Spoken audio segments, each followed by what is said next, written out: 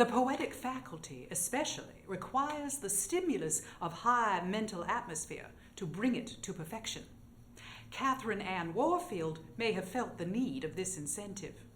She was the daughter of Major Nathaniel Ware, formerly Secretary of State of the Mississippi Territory. She writes with a quaintness and originality which reminds one constantly of Hawthorne, yet belongs wholly to Warfield. Her imaginative book, The Household of Bovary, is a story projected from the writer's own brain and being, a bold, sharp, live, magnetic creation, with its restless ghost walking forever in those large, dim chambers with their nailed-up windows. In our excerpt, the innocent Miss Lillian is asked by her grandfather to give up some of her blood. You surely do not think I mean to harm you, Lillian. I only ask you for 1 cup of that generous blood that flowed from my veins in the beginning. This is a strange fancy of yours, grandfather, a horrible fancy. Do you drink blood? Are you a vampire? I tried to smile, but shuddered in the attempt. I must not seem afraid, I thought, for if this be mania, such evidence would increase it. Hear me dispassionately, he said. Then decide as you will. I ask your assistance in the preparation of a remedy on which my feeble life depends. I have been in the habit of drawing from my own veins the required amount of fluid to complete my preparation. But since my long illness, my strength has failed. Today, I threw 300 sovereigns, the last of my treasure, in the crucibles. All this will be wasted unless I obtain the necessary ingredient wherewith to divide the smoldering mass from the ethereal spirit that makes the elixir. Why not use the blood of a lamb or of a goat, grandfather, or beef's blood? These can be easily procured, and human nature spared the horror of such an experiment. Because the chemical affinities are all wanting in these that success depends on. But, Lillian, I will not urge you further. I will not ask again, even to save my own life, for a gill of the blood I gave you. I was nerved to sudden determination by these words, and bearing my arm, I stretched it forth and turned away. A small porcelain urn was brought forward, and the servant, named Fabius, breathed a vein with a dexterity that manifested practice. I had just begun to feel slightly faint and giddy when my grandfather staunched the orifice and bound my arm himself with bandages, in readiness for the occasion, first touching the wounded vein with a liquid which removed soreness from the arm and prevented all subsequent inconvenience. Aye, Lillian, this will do, he said. This young and ruddy blood is what I needed. He held the all but transparent cup between his eyes and the brilliant lamps. It is perfect, he continued, every globule round as a drop of rain. He led me to the crucible, red hot over its charcoal furnace, and lifting the lid showed me the dull yellow molten mass within. Now look, Lillian.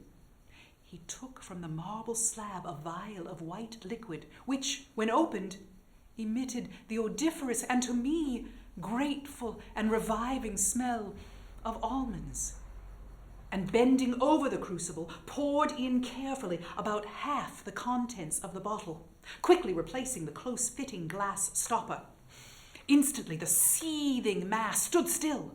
A few large bubbles rose, flashed, dispersed, and a dull violet flame seemed to flit and flicker over the surface. Now, Lillian, all is ready. Look attentively and behold the crisis. His face was rigid as steel as he dashed in the blood. The flame died out.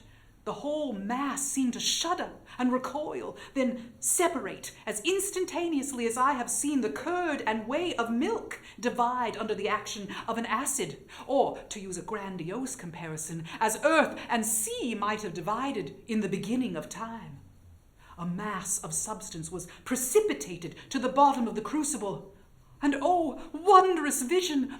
In the clear amber-colored fluid above, myriads of tiny serpents of flashing light seemed gliding, quivering, coiling in ring after ring, and springing in spiral movements to the surface.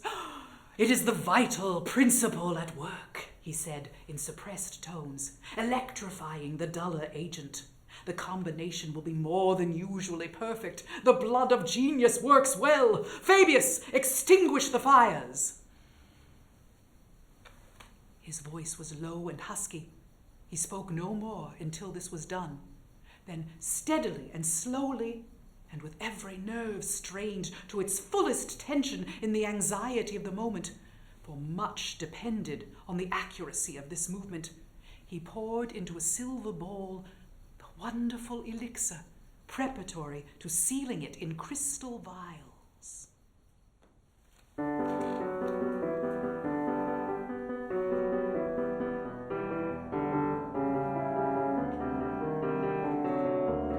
Haste, O beloved, haste, the truant hour steal by. In thy dear presence lives a cease of pain.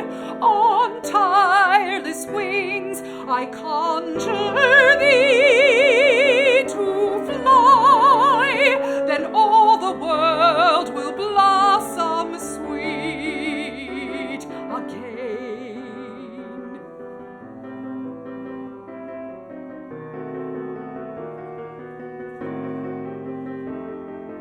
Haste, O beloved, haste, in my heart's sunny clime. I'll crown thee monarch of a realm secure. Together we'll transform both tide and time, long as the sylvan cord or golden ball endure.